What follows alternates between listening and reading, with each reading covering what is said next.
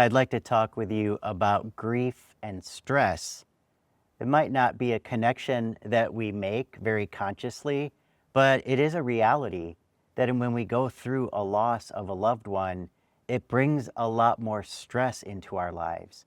I mean, just think about what that changes when you lose someone that you love. You are suddenly in an environment where maybe the routines or even the caregiving that you did before, that's not part of your life. So you're left to create new routines. You might lose your identity with that relationship. And you might just find that all of the work that is done after a person dies, when it comes to kind of wrapping up the estate and helping out other people in your lives that might be affected by the grief, you have all these extra responsibilities that come from the time after the death of a loved one. So it's quite natural to expect that when you're grieving, you're going to go through stress. And it might be helpful for us to just first acknowledge that stress happens to us when we're grieving. And stress has a sort of predictable way that it'll affect us. We all experience grief differently, but we do know that when we are stressed, our body releases certain hormones, one of them being cortisol, there's others. And when our body releases those hormones, it has an impact on us. It might create symptoms that it would be helpful to know are normal, like fatigue, like insomnia, like muscle tension, even just this feeling of being overloaded and wanting to isolate.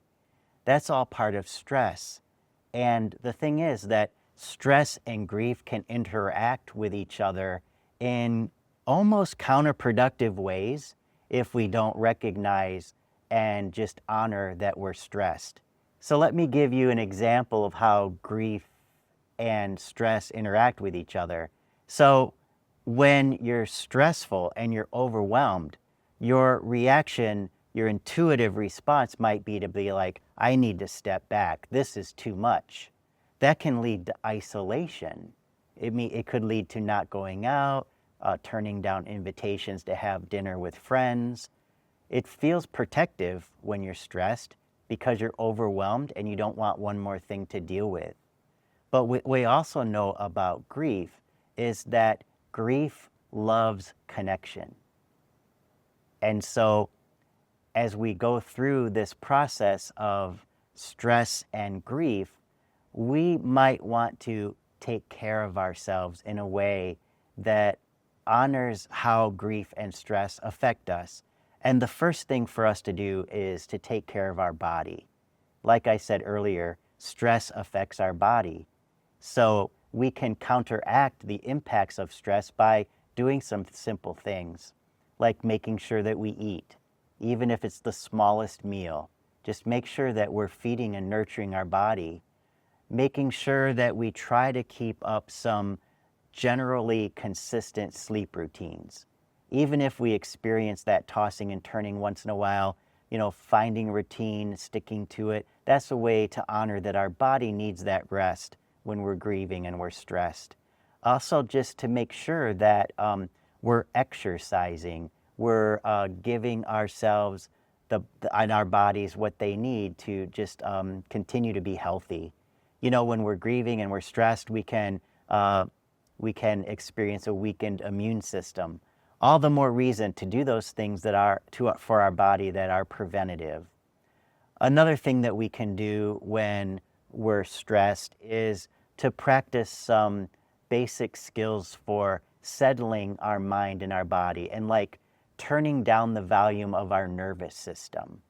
So there are some techniques that we often teach to help us reverse the overstimulated nervous system that comes with stress.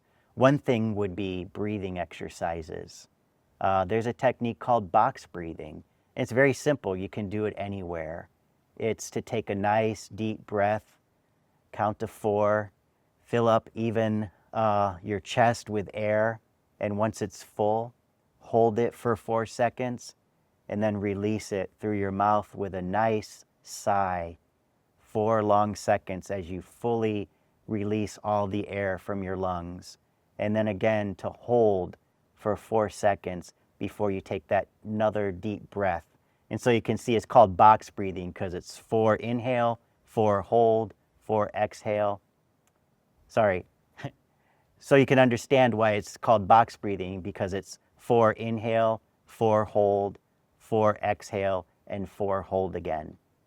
Another thing that is a real practical way of dealing with stress, stress can cause brain fog, it can cause confusion. So a way to address that is to root ourselves back into the reality in which we find ourselves in. So you can use the technique that we know as grounding, and you can remember it as the 5, 4, 3, 2, 1 technique. And this is to help you ground yourself in the world around you, to kind of get out of your thoughts and get into the environment. And that provides a sense of safety. So first, you think of 5 things that you can see. And then you move to 4 things that you can hear, 3 things that you can smell, 2 things that you can feel, and then finally 1 thing that you can taste. That roots your body into the world around you, and it lets you know that you're safe, and it makes you feel calm, and it helps you understand that you're going to be okay. And that's a great way to take care of ourselves, take care of our body and our emotions, even our spirit, as we're going through the process of grief and loss.